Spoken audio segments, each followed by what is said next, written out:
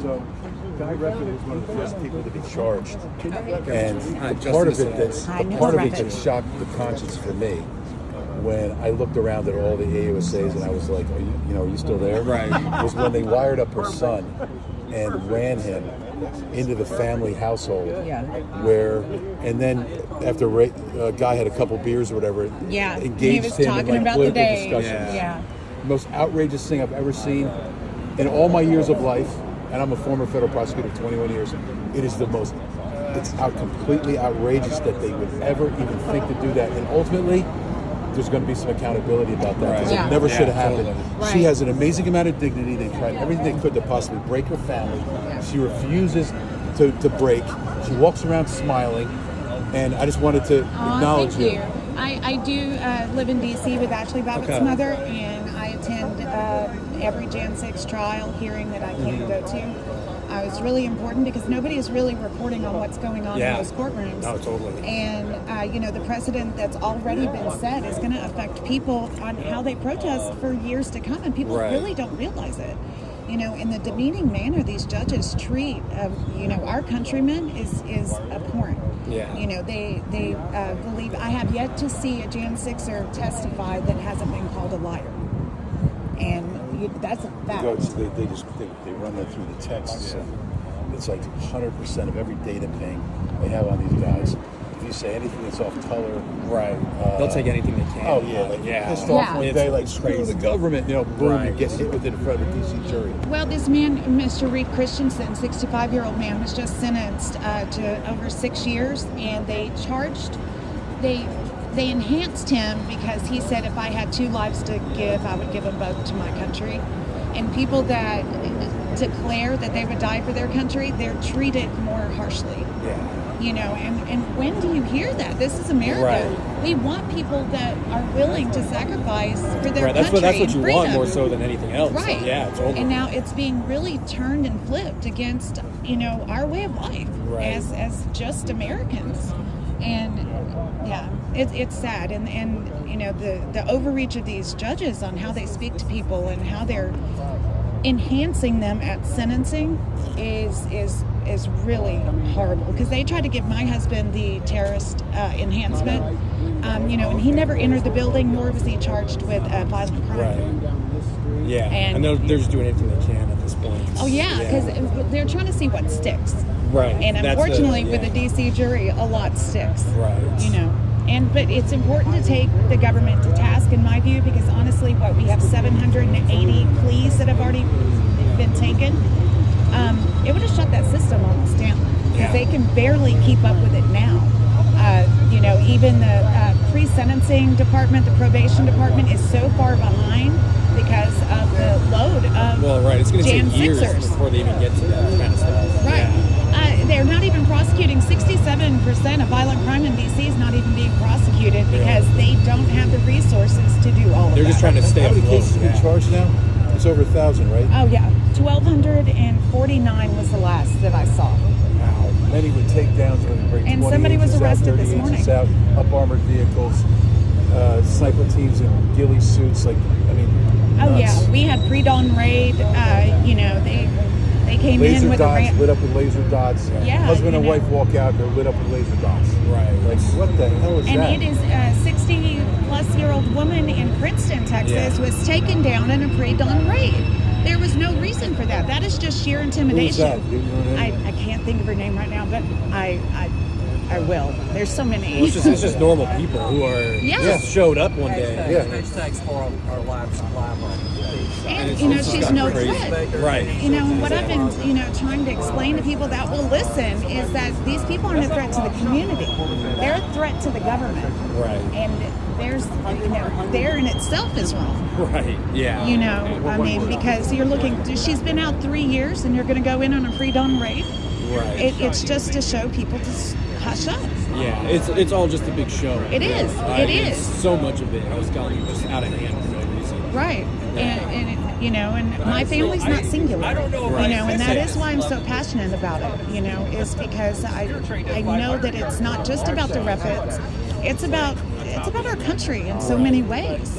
And, when you don't have trust in the judicial system, I don't know what else to have faith in. Right. You know, it's tough to have faith in just about anything. it is. right It's now, so hard, and you just keep trying. And you know what I don't think the government anticipated, though, was the spirit of the American people to keep going and to say, you're not going to do this, you know, and that's something they didn't count on. They thought we were weaker than that. They thought it would just immediately break down. Yeah. And, totally. You know, and we can't. And we're not.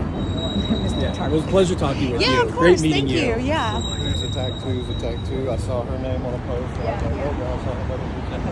Again, I always step in it like by accident. We're talking about hail. Are you streaming?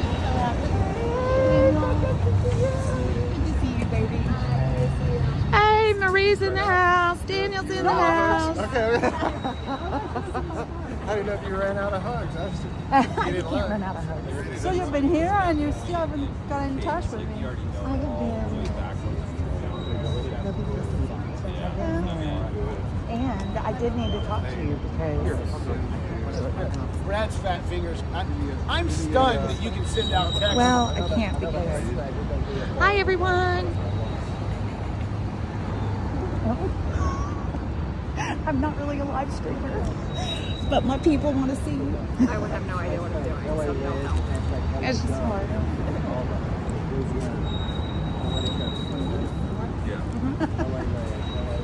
Oh, a true timeline. Okay. I should give you my card too.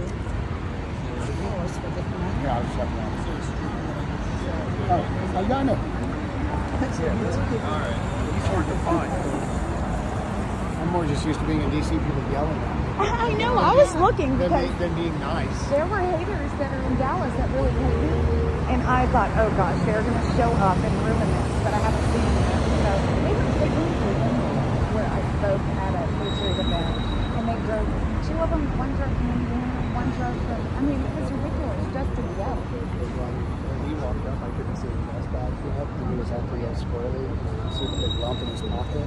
I've been doing this long enough now that I recognize people that make me uncomfortable. Yeah. And so instead of just like watching, I just approach him. He's like, hi, how are you? Yeah, that's all you got to do. It's just like, I mean, it just takes one lunatic. I remember what was the Robert De Niro movie?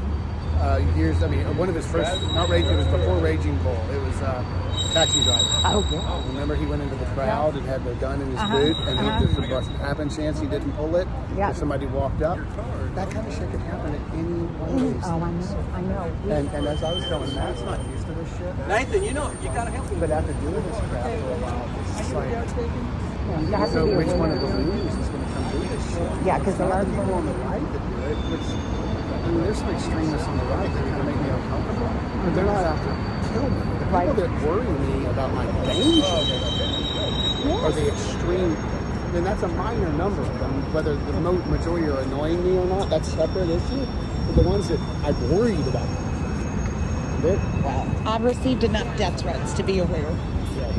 Yeah.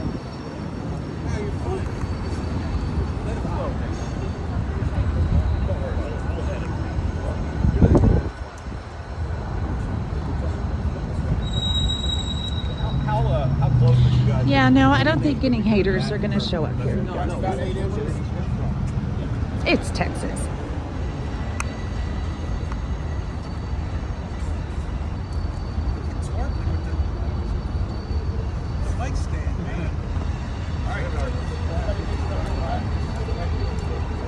Mr. Tarpley's here. Oh, and we almost lost him. Steve Baker is having a press conference about the ongoing intimidation of the FBI threatening to arrest him and freedom of the press.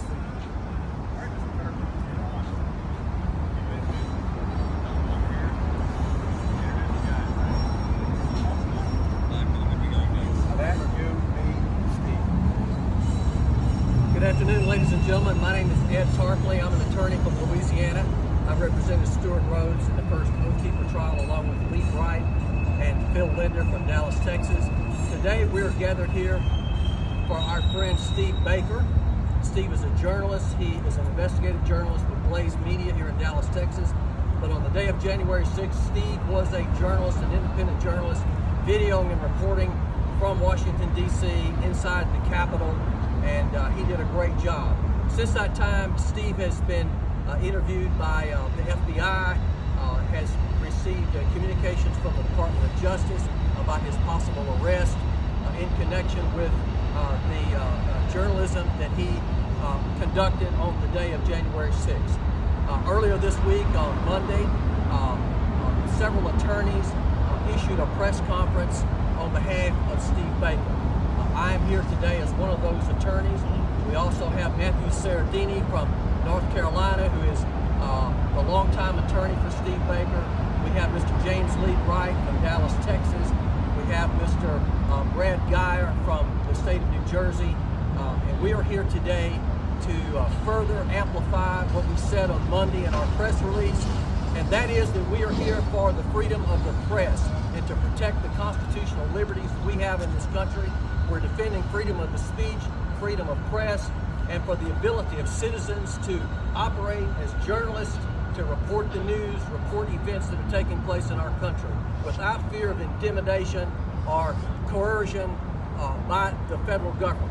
And I'm here to say to you that we proudly stand with Steve Baker to defend him, defend his rights as a citizen, defend the freedom of the press, defend him as a journalist. And I'm honored to stand here with these gentlemen today. At this time, I'm going to turn over the mic to Mr. Matthew Sardini from the state of North Carolina, who will further comment on what we are doing here today for Steve Baker. Matthew? Thank you, Ed. My name is Matthew Sardini. I'm here from Raleigh, North Carolina. I have known Mr. Baker since 2021. Contacted me in the summertime. We have a mutual friend who I've also done work for, and he asked me to represent Mr. Baker in an FBI interview. And normally what I would have said is you shouldn't talk to the cops, but Mr. Baker has done a lot of journalism on what happened on January 6th that day. He had done a lot of blogging, best just to get on the record and clarify exactly why you were there, what you saw, and make sure that there's an official record with the FBI about this. So we consented to the interview, and then when I told the U.S. Attorney's Office that, yes, Mr. Baker was there in the capacity as a journalist, they then said, oh, well, we'll have to reschedule this because we need to see whether or not there are First Amendment implications. Clearly, there were. But they did come back and hold the interview. We interviewed with the FBI. And then from that point forward, we expected to hear more about possible charges that were going to be coming. But they kept getting delayed over and over and over again. We were always compliant. We always consented to whatever information that they wanted. We complied with their subpoenas. We did their interviews. And I would receive over the years many calls to say, okay, well, now is the time that we think that he will be charged and he'll need to self-surrender. And when that day finally came, or as we got closer to that day, they said, oh, well, something came up, we're going to have to postpone that, we'll let you know. Well, Mr. Baker has been living under this threat for the past over 2.5 years now. We think it's unwarranted. He was there in the capacity as a journalist. He was there exercising his First Amendment right, and we don't believe that the charges would be well-founded at all. Therefore, we're asking that the DOJ drop this investigation, stop overshadowing him, and just allow him to be the journalist that he is. And I just want to say that I'm very proud to be here with Mr. Baker and the other attorneys representing him. And we hope that justice will prevail. Thank you.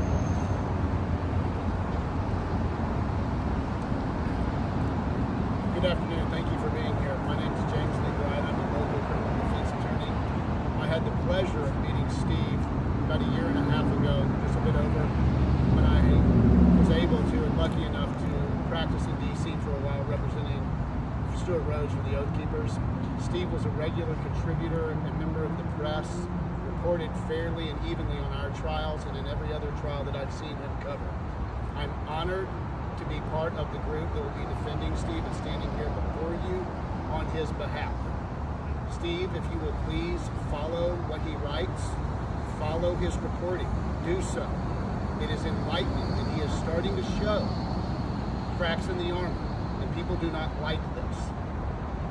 He has proven that at least 2 of the government witnesses in our trial committed perjury. That's right. It is video evidence. It has been proven.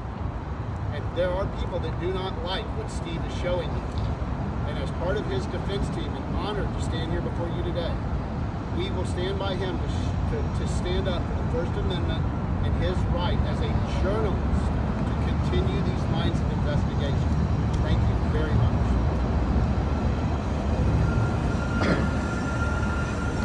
Thank you, Lee. My name is Brad Geyer. I'm proud to call Steve Baker my friend. I think Steve Baker is one of the most effective and talented journalists that we have in America today. And it saddens me greatly that we're talking about basically beseeching the United States Department of Justice not to charge this very talented journalist and let him continue in his work. We shouldn't be here having this press conference. We should be having a press conference of him receiving a Pulitzer Prize for reporting what he's done. I represented Ken Harrelson in the Oath Keepers trial. Ken Harrelson is completely innocent. Thankfully, he's going to be released as early as this weekend. The reporting that Steve did, we as Oath Keepers Defense Counsel were so disturbed by what we saw regarding the testimony of Officer Harry Dunn and the testimony of Agent Lazarus that, frankly, I think I speak for the group, at least as it relates to Kenneth Harrelson, against whom the United States government's case was the weakest, that I believe that he would walk, he would not have been convicted had Agent Lazarus and Harry Dunn not provided false testimony. If the AUSAs had been provided that by the U.S. Capitol Police, they never would have put those witnesses on. If the AUSAs would have received that information and decided to put him on, they would have provided it to us. In any event, they would have provided it to us as Brady information.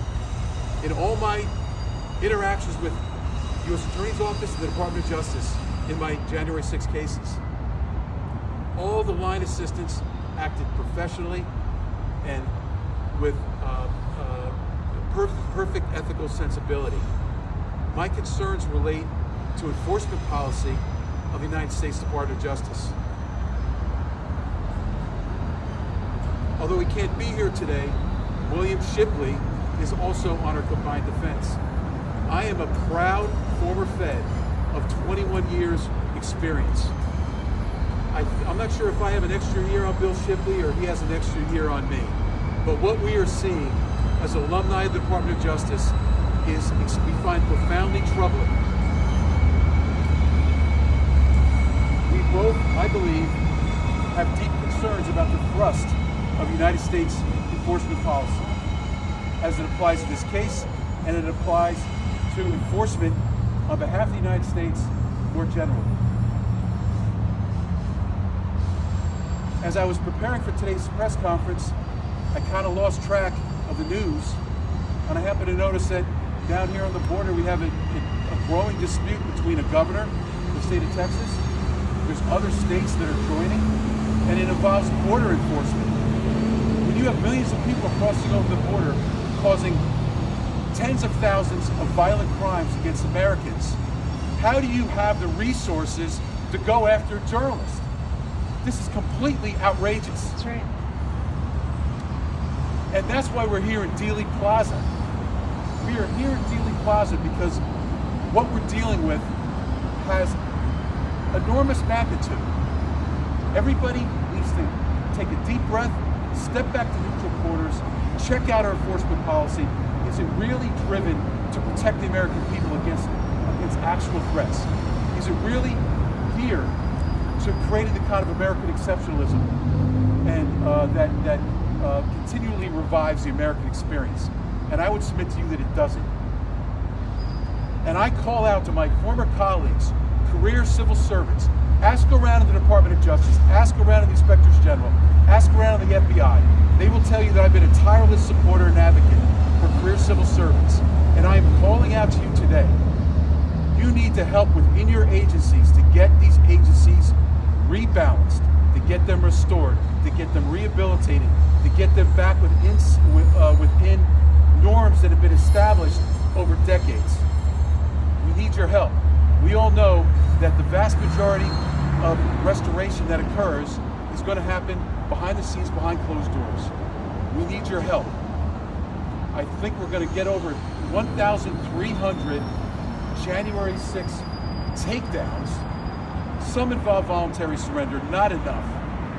We're talking about 20 and 30 agents deployed to a location to do a hard tactical arrest with on occasion sniper teams, up-armored vehicles.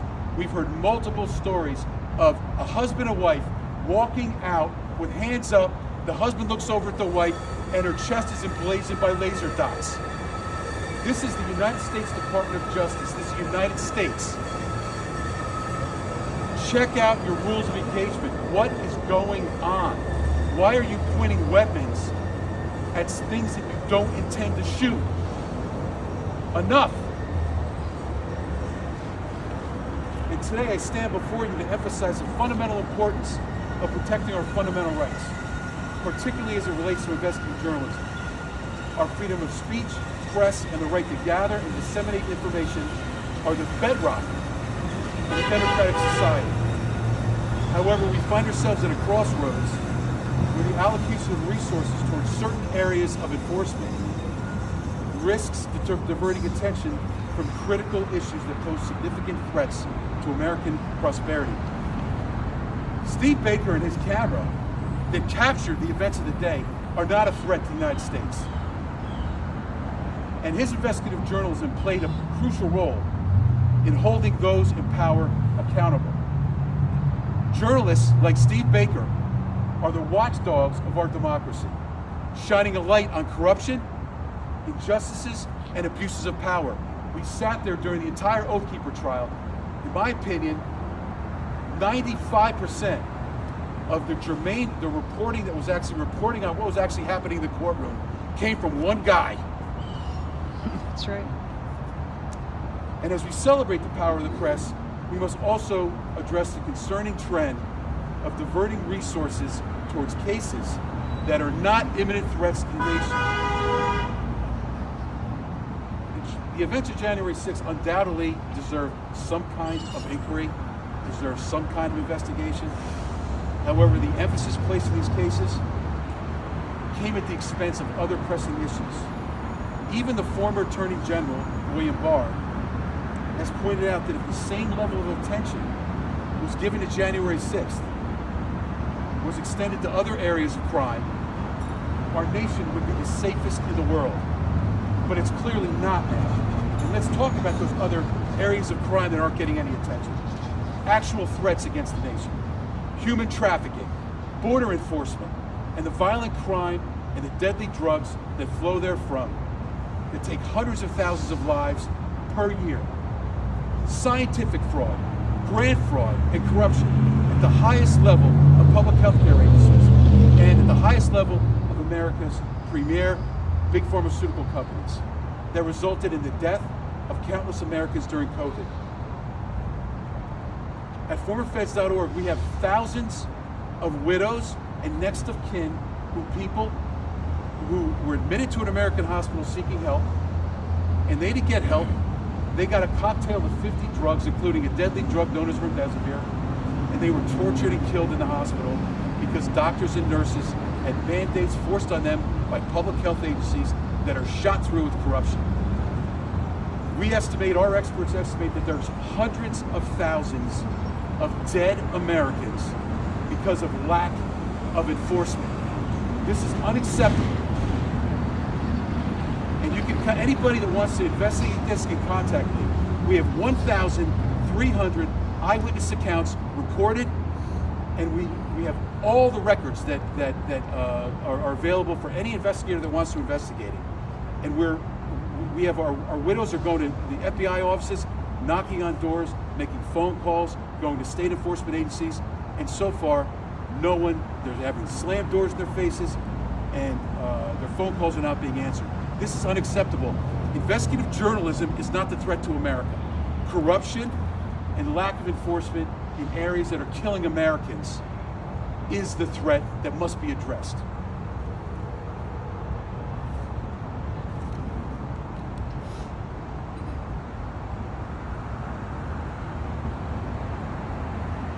In regards to January 6th, it's become eminently clear that there was much more afoot in the lead up to January 6th and how things unfolded during January 6th. The participation of some unknown number of confidential human sources. The director of the FBI couldn't even really give a number during testimony. There's been deleted, encrypted files by the initial January 6th committee. We have to have a new January 6th committee to get down to the bottom of this and follow up on one man's important, crucial, seminal, indispensable work as a journalist. In conclusion, and as we discuss and debate the allocation of resources and how we're going to move forward as a nation, we all have to live in one nation, by the way. It doesn't have to come down to this kind of significant, risky challenge where systems seem to be failing us. We need everybody from wherever their station is, whether you're a family member of a January 6er, whether you are a Wolfpack widow who's lost your husband to hospital protocols, whether you're somebody who's vaccine injured, whether you're in prison on, you believe you're falsely accused on a January 6th conviction. We all need to do what we can do from where we're situated to make the situation better. And no more greater is that calling than our career civil servants in the Department of Justice and the FBI. We need your help. We need your help. We're beseeching you. We need your help to get this fixed. We are institutional loyalists here. We love our institutions. We love our country. And by protecting these rights and ensuring a balanced allocation of resources, investigative resources, we can fortify the pillars of democracy, ensuring a safer, more just, and prosperous nation for us all. And we can once again create a nice, comfortable, protected environment, thoroughly buffered for great American journalists who will be remembered by history. And Steve Baker is that man. Thank you, Steve. I'm proud to call you my friend. Thanks, Brad. Ed, Esquires all, and other members of the team, they will not be here today. We've got Bill, and a few others are as yet unnamed. I am here not necessarily just for me today. I am here for the other independent journalists that were there on January 6th doing their job, that were not there to riot, that were not there to inflict harm on law enforcement or do property damage, or to walk around the building and chanting and making even their voices heard. But for those guys who have been charged and convicted and some in prison for the very activities that I did that day, unfortunately for those guys, they did not have behind them a team that has come and rallied behind me of that quality. Unfortunately, they have not had as well a news organization of the size and with the bullhorn voice of Blaze Media to back them up. And so I'm here for them today, first and foremost. I want to talk about, first of all, the difference in journalism today than what it was and what they now expect it to be, and the way that the government still portrays it in trial as this arcane beast that you have to work for some hallowed organization like the Washington Post or the New York Times, or Associated Press, or UPI, or CNN, or MSNBC, or you're not qualified as a journalist. You have to have a specific license or a designation or a certificate or a badge or a press pass of some sort in order for your voice to be valid. See, that's the old world. As it is today, you're somebody like myself who 3 years ago had a Facebook following of 40,000 followers. That's larger, you understand, than most small town newspapers. As a matter of fact, in those days, before Facebook started suppressing speech and throttling our reach because of the COVID restrictions that were happening at the time, my articles to 40,000 subscribers were seen by average of 150,000 people, sometimes over 1 million, depending upon whether they went viral or not. That's the new media. That's where we're at today. So you can't come to us, Department of Justice. You can't come to me, FBI. You can't come to me, Assistant U.S. Attorney, look at me in a trial and denigrate me the way that you did to J.D. Rivera from Pensacola, or the way you denigrated Stephen Horn from Raleigh, North Carolina in their trials, and belittled them for their journalistic efforts and their voice for what they did. Because it's not the same anymore. You've got this old, archaic view, and we're going to stop that this point forward, going forward, if you decide to come against me in court. We're going to put that back on you. We're going to educate you on what the new media is. Because while we're growing, and our voices are growing, and millions of people are following our blogs, and our Substacks, and our locals, etc., etc., Washington Post is laying people off by the hundreds. The old media is dying. We're the new media. Looks different, sounds different. You may not like what we have to say, but we still have the First Amendment to protect us. Real quickly, I just want to go back to a couple of these guys I've mentioned already. We're talking about J.D. Rivera, Pensacola. He was the first person in the panhandle of Florida to be arrested J.D. for 6 crimes. He had over 20 agents show up at his doorstep early in the morning in a raid and put the red dots on his family, his children, his wife, and visiting family as well that were staying there with him. What was his crime?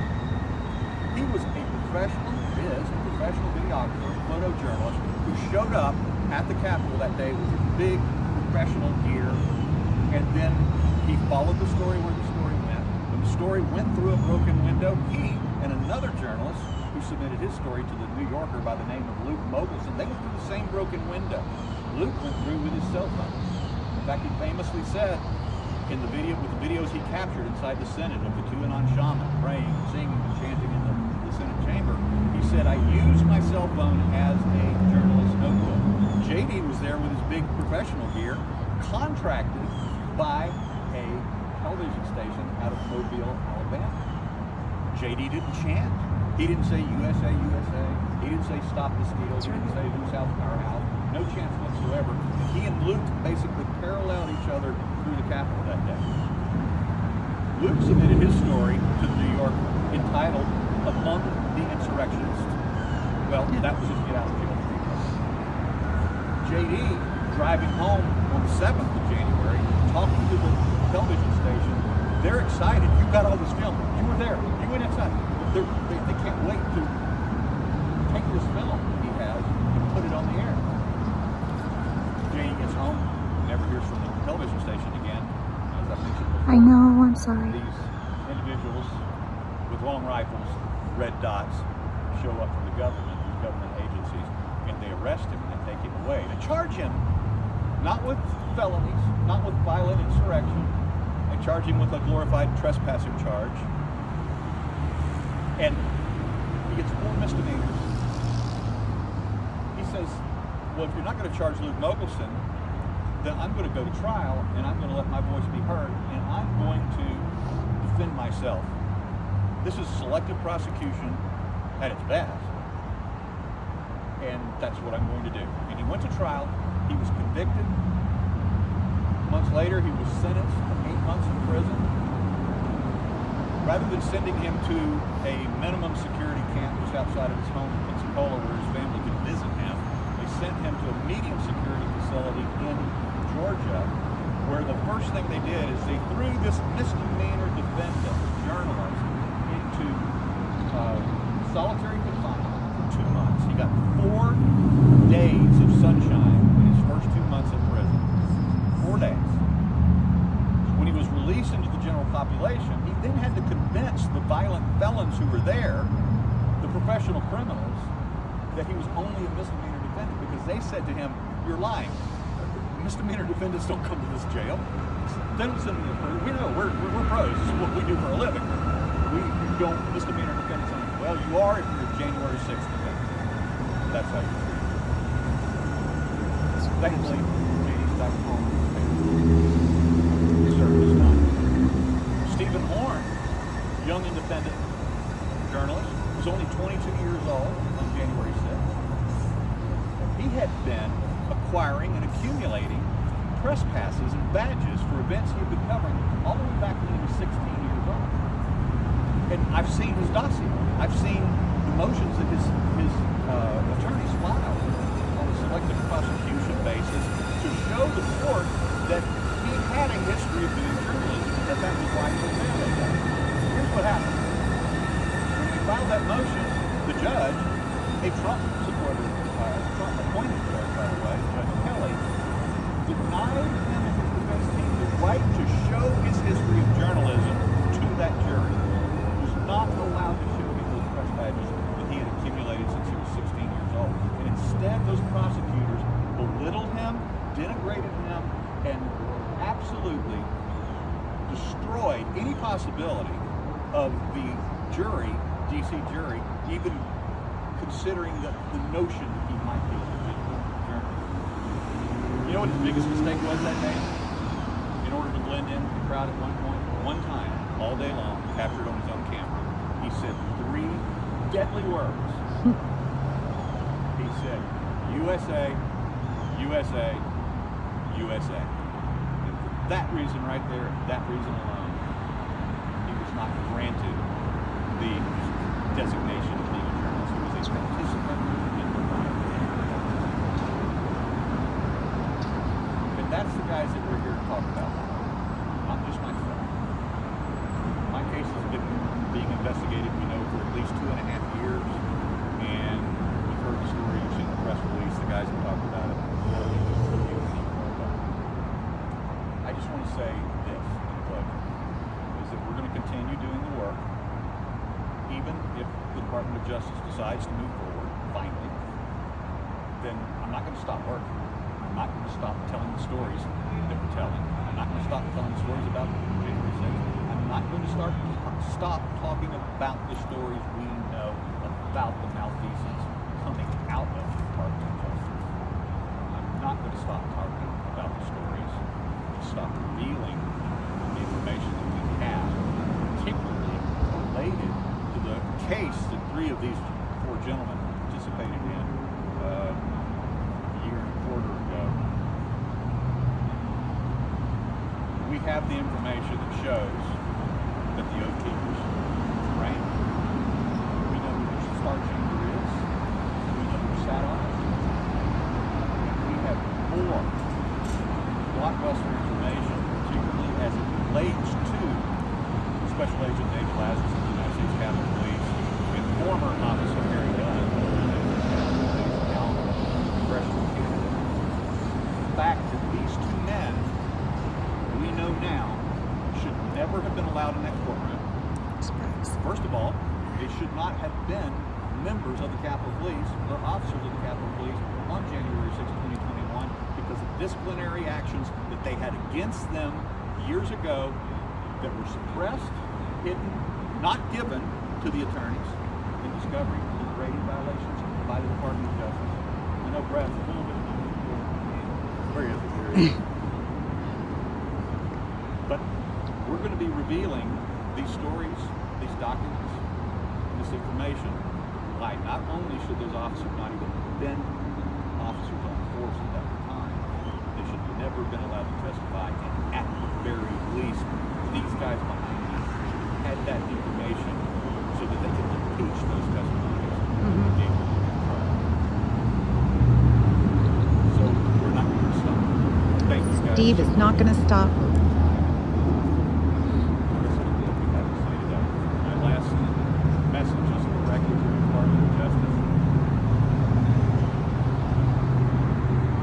Let me do my job if you really believe in justice.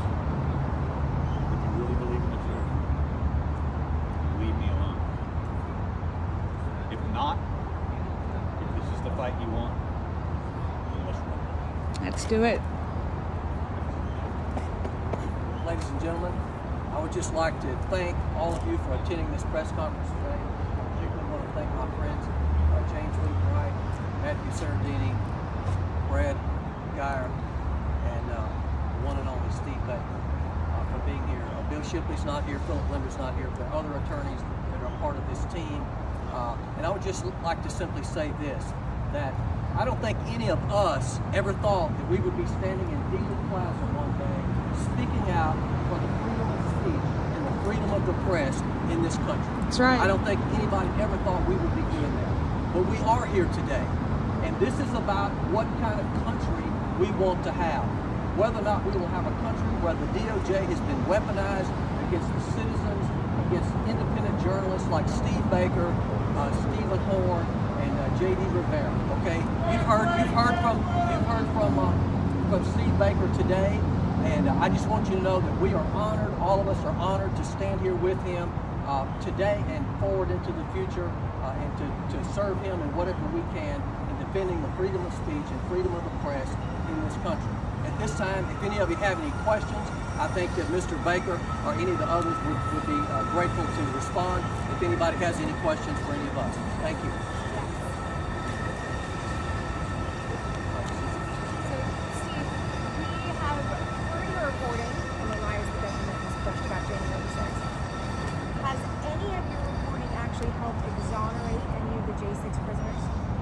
So the question is obviously, has any of my reporting helped exonerate? It should. If we lived in a normal country right now, these guys could probably speak to it better than I can, is that the reality is that you can choose federal officers purging themselves in a trial against your client. That those convictions should, in my mind, be dismissed with prejudice. You know, retry them if you want to without those. But these guys should have been sitting at home right now for the last year and a half, or at least the last 4 months since I started controlling this story. That's my answer to that. Steve, I would have you, what's next for you in terms of your investigation into what really happened on January 6th? And obviously we hear, we want an answer from the DOJ and the FBI as to are we doing this or are we not? Where do you go from here? From here, I go back to the Blaze Studios and I start writing another story because we've got them piled up right now. We have been spending, myself and other Blaze analysts have spent a significant amount of time in the Capitol CCTV viewing room in DC, and we have a stack of stories that we're going to tell. We have more stories. There's been a big explosion, no pun intended, about this bomb story at the DNC. The DNC pipe bomb story that came out. Darren Beatty did a great job on that. We've heard from Ambassador Kelly, John Solomon, and others on this. Thomas Massey's office. I myself have been in the Capitol viewing room and have seen videos that the country has not seen yet, and we're going to be revealing those here maybe in a very few days. And then, of course, as I said, we have more stories related to Lazarus and Dunn, Capitol Police, particularly Capitol Police corruption at the highest levels of leadership there, and these stories are all in the pipeline right now. Well, speaking of Blaze Media, how has linking up with them helped you in your investigation with the DOJ and getting all of these, the truth about January 6th out? The help is absolutely, I couldn't quantify it because obviously I've got the support not only of the company but a much larger audience now, a much larger voice, and then the skilled crew, the editors, the video editors, the guys that are actually bringing these stories to life. I always dreamed that one day I would be able to maybe stand at the chalkboard with Glenn or something and tell one of my stories with a chalkboard. And these guys, on the team doing it so much better than even my imagination or my dreams of putting it together in a form that is consumable and it's dynamic and brings it to life. We talked a lot today about some of the people who were imprisoned and the families who have been affected by this. What would you say to the families who are right now sitting at home, unsure of when exactly how their loved one is doing, when they're coming home, who don't have this team behind them to stand up to the Goliath that is the government? Yeah. Well, it's a tragedy. We had dinner conversation last night, I don't know that all of my attorneys would agree with this or not, but I believe that anybody that's charged with a federal crime deserves exactly the same support, the same resources that the government uses against them. So if the government is going to charge somebody with a crime, it doesn't matter whether it's a misdemeanor or multiple felonies, then that defendant should get every single thing available to them in resources, because I've seen in trial, in these federal trials, these unlimited resources that the federal government brings, they're able to basically create a psyop against the jury. They're able to mesmerize them. They're able to hypnotize them with their high dollar audio-visual presentations, and then the poor defendant has a court-appointed attorney who may or may not even believe in them. And we've already seen that in several cases already. We've already seen cases where people went into their trial thinking that they were going to get a defense, and they never got to present anything. Never got to present even what they thought that their attorney told them they were going to present. Mm-hmm. So this is obviously an unfair playing field. The decks are stacked, particularly in D.C. There is no reason in the world. The other gigantic change that I would make if I had the magic wand over the federal court system is that if you're going to be quote unquote tried before a jury of your peers, it needs to be in your town, not D.C. D.C. is not a jury of anybody's peers except residents of D.C. That's right. That is a major reform that needs to take place. So how concerned are you that the FBI and DOJ might go back on their word to allow you to voluntarily appear for your arraignment, and instead to show up at your door one weekday morning at 6 a.m.? Yeah, I've been concerned about that now for over 2 years, wondering when they were going to show up. I have, since the first time they said to an email, Assistant U.S. Attorney out of Philadelphia named Anita Eve sent him an email. It was on November, I know these dates, I know these times, November 17th of 2021, telling him that his client was going to be quote unquote charged within the week. And y'all are then it sweet. didn't happen. And then they disappeared for 20 months. We didn't hear from them again. And so for that next 20 months, every single morning at 6 o'clock, I wake up without an alarm clock because I'm looking for the red dots through my window. And that's a little bit of the process is the punishment kind of thing. But then we hear from them again in August with a grand jury subpoena. I get another call from that. And he says, all right, I've got a service of process. The FBI just called. I got to go down. So he went down to the FBI office there in Raleigh, picked it up. It's a grand jury subpoena for my work, my videos from January 6th. So we comply with the grand jury subpoena, and then we don't hear from them again for another 4 months. They disappear. And then, of course, December 14th, just past Christmas, I was sitting in Thomas Massey's office there, right in the building, Capitol Hill, and I get a text. Matt this time he said, I really wish I could call you one day and tell you you just won $1 million. And he said, but he said, look, it looks like they're finally going to do it. He said, I just heard from Special Agent Craig Noyes of the Federal Bureau of Investigations, and he says that you're going to have to surrender yourself in Raleigh, North Carolina on either Tuesday or Wednesday of next week. And then we went into high gear. I was, again, one of the advantages that I had of being with Blaze Media at the time is Blaze was the high gear. The social media machine was engaged. My tweet about this threat was seen by 4 million people within 24 hours. And went the next morning. And then at the end of the day, I hear from Matt again, right the very next day. And Matt says, okay, well, they're going to delay this now till after Christmas sometime. And then one of our other attorneys who's not with us today, he then had a conversation with the new Assistant U.S. Attorney, Adam Dreher, out of D.C., now has my case.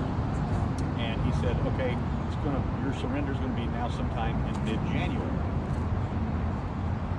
What's the date today? 25th? So here we are now at the end of January, and we still haven't heard from him. The process is on. And I don't think that don't think that I'm any more special than the other people that have been subjected to this at all. I've just been very blessed and very fortunate to have a bigger team, a bigger voice, and that's why they keep taking a step back. It's a long way of getting to your question directly, is that we, as a result of the last delay and of the resources that we have reason to believe that they were looking for a bigger, badder reason to implicate me maybe in something else, and that we may have to start looking for the red dots in the window. And that's why we released the press release on Monday. That's why my team of lawyers have flown, taken time off, pushed other work to the side, flown into Dallas to support this effort that we're engaged in right now, and to hopefully bring a stop to it here. But we've talked about it. We were in our meetings at Lee's office a little while ago in the conference room, and we were talking about this new Politico article that just came out a few days ago. And January 6th cases, the Department of Justice's whole reason for doing it is starting to show cracks. It's starting to stumble. We're seeing very important voices now saying, realize what the former Attorney General Bill Barr said in that article. He said that if the government had actually put these kinds of resources into going after real criminals and prosecuting real crimes, we'd be living in the safest country in the world.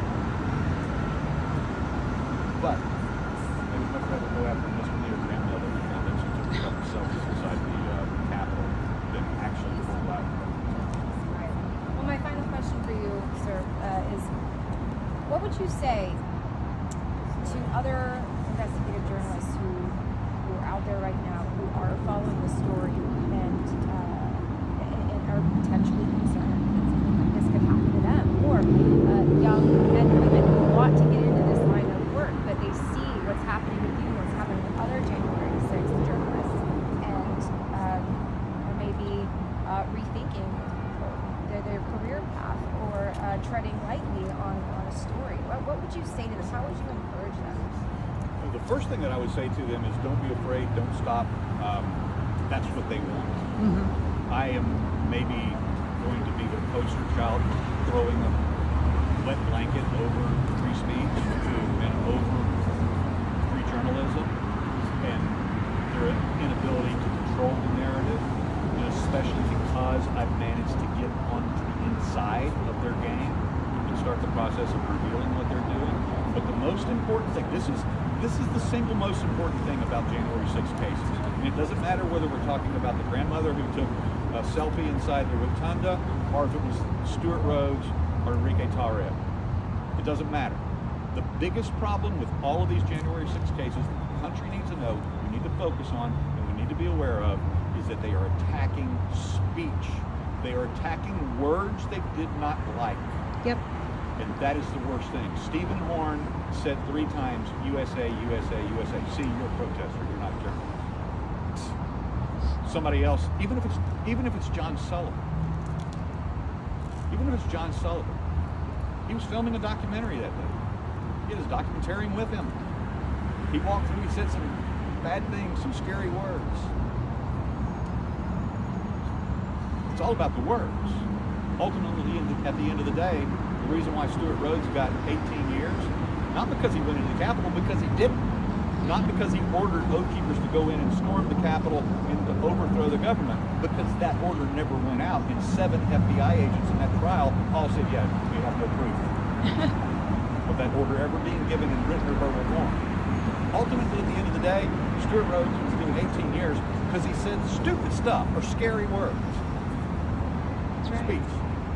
That's everything that January 6th is about. It's throwing First Amendment's dead over those with a speech of any kind does not comport with the preferred administrative narrative. I want to thank you all for being here. This is all about defending the Constitution. That's right. The Bill of Rights, the freedom of speech, the freedom of the press, freedom of assembly, freedom to redress petition your government, the freedom of religion. That's all contained in the First Amendment, and that's what we're here for today.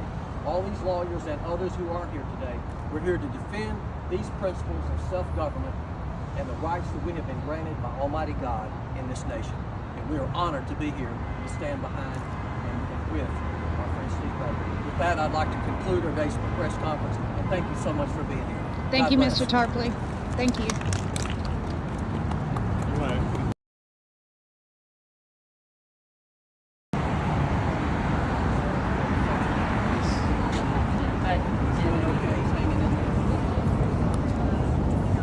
Okay, good. I'm gonna get a picture with you before I go. Hey, Hello, sir. how you doing, Mr. Rapid? So good to see you again. It's always good to see you, Nathan, sir. did you turn us off? Yeah. It's off? Okay, good. I want to get a couple of pictures, Nathan. Hey, you guys, I'm going to turn it off for a bit. I'll come back live if anything else happens. My arm's tired. I love all you guys. Thank y'all for turning in. Make sure you go over to Steve Baker on Twitter. Go on to Blaze. He's going to be dropping a bunch of new stuff, okay? All right. Love all y'all.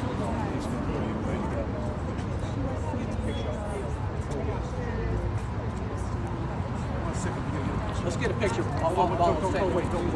just want to get a picture. Come here, Nathan. All right. Bye, you guys. All right. I had about 75.